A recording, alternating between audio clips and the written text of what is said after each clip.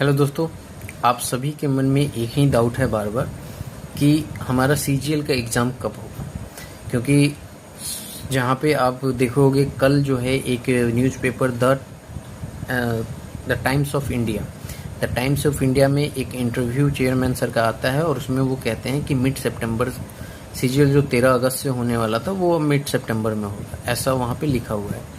तो क्या आप सीजीएल जो है वो मिड सितंबर में होगा? तो अगर होगा तो इसकी पता कब तक हमें चल पाएगा कि कब होगा? तो देखो, मैं सबसे पहले आपको बता दूं कि चेयरमैन सर ने, आप सभी को याद होगा कि चेयरमैन सर ने ये भी कहा था कि आपका सीजीएल पोस्टपोन नहीं होगा 13 अगस्त से पहले।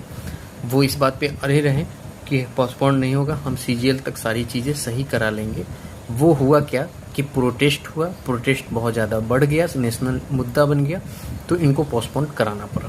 ठीक है, तो उनको खुद एक चीज़ें पता नहीं चल पा रही हैं कि वो क्या करें, एक डेट पे फिक्स नहीं कर पा रहे कि ले या ना ले, क्योंकि इधर से प्रेशर भी तो है।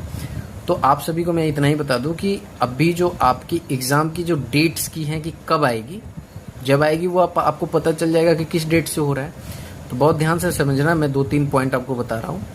पहली पॉइंट ये है कि कल आपका पेपर है सिलेक्शन पोस्ट फेज 13 का री एग्ज़ाम, तो उस पर आपका डिपेंड करेगा कि, क्योंकि ये इन्होंने द टाइम्स ऑफ इंडिया में इंटरव्यू दिया है कि हमने सारी इशूज़ को सॉर्ट आउट कर लिया है।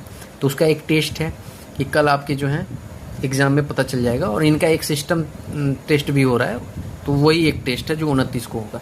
तो हो सकता है कि आपका कल जो है एग्ज़ाम हो जाएगा थर्ड शिफ्ट होने के बाद आपके, जैसा कि मैंने आपको स्टेनोग्राफर के दिन कहा था 8 अगस्त को कि 8 अगस्त की थर्ड शिफ्ट हो जाएगी स्टेनोग्राफर की, फिर आपकी नोटिस आ जाएगी पोस्टपोन्ड की। तो आ गई नोटिस आपको।